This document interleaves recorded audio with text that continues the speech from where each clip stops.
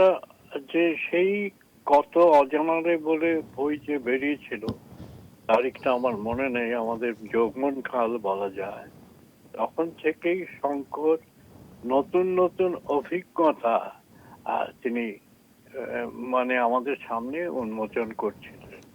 কত অজানারে সেই হাইকোর্টের যে মানুষের আশা, তাদের অসহায়তা, তাদের জীবন, সেইটা নিয়ে শুরু করে, তারপর ধরা যাক চৌরঙ্গি। চৌরঙ্গিতে আবার আরেক রকমের একটা হোটেলের অভ্যন্তরের জীবন।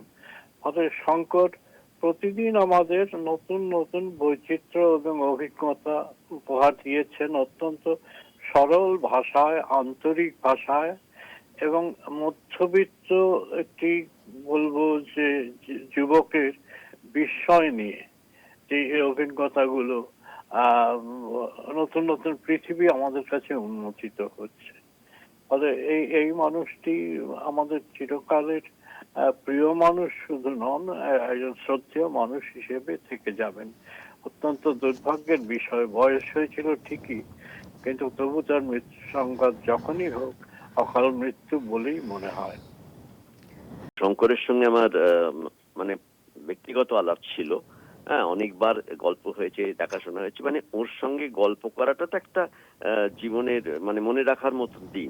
যতবার ওর সঙ্গে গল্প করেছি, এত বিষয় উনি জানতেন। যদি কলকাতাকেই ধরা যায়, তাহলে কলকাতাকে এমন ভাবে উনি চিনেছিলেন, মানে বইপাড়া থেকে, মিষ্টি পাড়া থেকে, এবং সমস্ত, এবং চৌরঙ্গি পাড়া।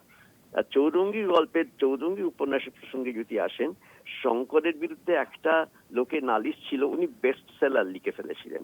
আর এই বেস্ট সেলার লিখলেই বেশিরভাগ সাহিত্যিকদের তার উপর ঈর্ষা হয়, এবং শঙ্করের উপরে ঈর্ষাকাতর ভাবে অনেক সাহিত্যিকই বলেছেন উনি কোনো সাহিত্যিক নন, কিন্তু উনি ভালো গল্প লিখতে পারেন। কিন্তু শঙ্কর যেটা করে গেছেন সেটা কোনো সাহিত্যিক করতে পারেননি। বিশেষ করে চৌরঙ্গীর মতন একটি উপন্যাস, যেটা বিদেশি সাহিত্যে পড়া যায় কিন্তু এখানে পড়া যায় না।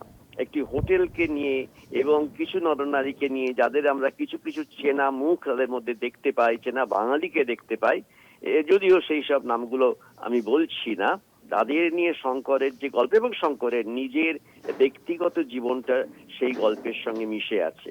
তারপরে ধরুন জন অরণ্যের মতন গল্প, এই যে সত্যজিৎ রায় যে দুটি গল্প নিয়ে করেছিলেন, জন অরণ্য এবং সীমাবদ্ধ, সে তো শঙ্করেরই গল্প। এবং আমার মনে হয় যে সত্যজিৎ রায়ের ছবিও শঙ্করের কাছে ঋণী হয়ে আছে। সত্যজিৎ রায়ের দুটো ছবি খুব সার্থক ছবি, এবং সেটা সার্থক হয়েছিল শঙ্করের টান টান গল্পের জন্য। সুতরাং বাংলা সাহিত্যে যদি টান টান গল্প, মানে কোনো ফাঁকি নেই সেই গল্পের মধ্যে, এবং বেস্ট সেলার মানে একবার ধরলে শেষ করতেই হবে এমন গল্প শঙ্কর কিন্তু বলে বলে লিখে গেছেন। এবং সেই জন্যে শঙ্করকে আমার প্রণাম, স্যালিউট। এবং শঙ্কর চলে যাওয়াতে বাংলা সাহিত্যের বিপুল ক্ষতি হলো। একদমই রঞ্জন বাবু, সেক্ষেত্রে সাহিত্য, চলচ্চিত্র দুই জগতেই তার সৃষ্টি সমানভাবে স্বীকৃতি পেয়েছে। অবশ্যই, কারণ তিনি এমন ভাবে তার উপন্যাস লিখেছিলেন। বলছি তো, মানে চলচ্চিত্র কিন্তু ভালো গল্প চায়, আর শঙ্কর সেটা দিতে পেরেছিলেন। যেমন শরৎচন্দ্র দিতে পেরেছেন, বারবার রবীন্দ্রনাথ দিয়েছেন। আমি তিনজনকে এক জায়গায় রাখছি না, কিন্তু শঙ্কর আধুনিক বেস্ট সেলার বাংলা উপন্যাস লিখতে পেরেছিলেন। আমি আজকের দিনে সমগ্র জীবনটাকে মনে রাখতে চাই, যে জীবনটা অসম্ভব লড়ুয়ে, যে জীবনে দারিদ্র অবিরাম গ্রাস করতে চেয়েছে, যে জীবনে দুর্দশা, সমালোচনা বিভিন্নভাবে বিক্ষত করতে চেয়েছে, এবং সেগুলোকে কোনোটাকেই পরোয়া না করে তিনি বারবার উঠে দাঁড়িয়েছেন। যখন প্রথম বই কত অজানারে হিট হয়, দেশ পত্রিকায় তুমুল সাফল্যের সঙ্গে পাঠক সেটা গ্রহণ করেছিল, তারপরেও বলা হতে থাকে যে উনি ওয়ান বুক অথর। এই ওয়ান বুক অথর শব্দটা মণিশঙ্কর মুখোপাধ্যায়ের জীবনের শেষ দিন অবধি ভোলেননি, এতটাই সমালোচনায় বিদ্ধ হয়েছিলেন। এরপর তিনি খুব আপসেট হয়ে একদিন ধর্মতলায় কেসি দাসের মোড়ে মিষ্টির দোকানের সামনে বৃষ্টির জন্য দাঁড়িয়ে আছেন। হঠাৎ করে বৃষ্টির মধ্যে দিয়ে গ্র্যান্ড হোটেলের সাদা যে ইমারতটা, বিল্ডিংটা তার হঠাৎ নজরে আসে এবং তক্ষুনি মনে হয় যে আরে আমার তো একটা হোটেল জীবন ছিল, সেটা গ্র্যান্ড হোটেলে ছিল না, কিন্তু সেটা একটা হোটেলে আমি দীর্ঘদিন কাটিয়েছিলাম। আমি যার কাছে কোর্টে বাবু ছিলাম, সেই সাহেব বারওয়েল সেই হোটেলে থাকতেন, আর আমি নিয়মিত সেই হোটেলে যেতাম, দু একদিন রাত্রিরও কাটিয়েছি। তো আমার তো হোটেলের প্রচুর অভিজ্ঞতা আছে, আমি কি এটা নিয়ে লিখতে পারি না?